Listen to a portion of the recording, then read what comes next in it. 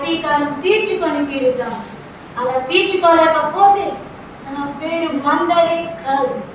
ఏం చేయాలి నేను? గుర్తొచ్చింది.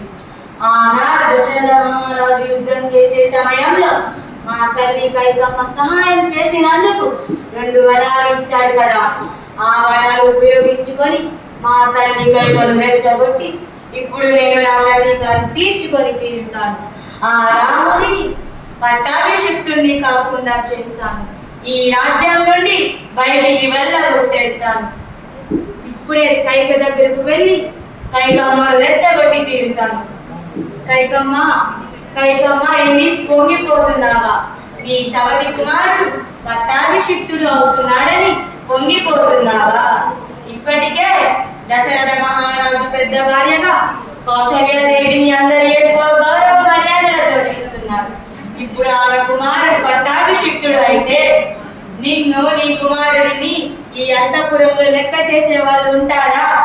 అందరూ రాజమాత రాజమాత అని కౌసల్యాదేవిని వంగి వంగి నమస్కారాలు చేస్తుంటే నీకు ఎలా ఉంటుందో గాని నిన్ను చిన్నప్పటి నుంచి పెంచిన ఈ మందర గుండె తల్లడిల్లిపోతుంది తల్లి, తల్లడిల్లిపోతుంది. మీరు అనుకున్నట్టు చేయాలంటే ఏం చేయాలంటే ఆనాడు దశరథ మహారాజు మీకు ఇచ్చిన 2 వరాలను ఇప్పుడు కోరుకోనండి.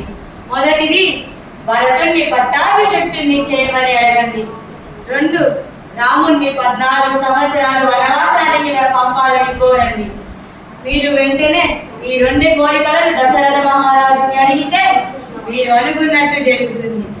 ఇప్పుడు మీరు అనుకున్నది చేయాలంటే మీరు వెంటనే దశరథ మహారాజు దగ్గరికి వెళ్ళి ఈ 2 వరాలను కోరుకోండి.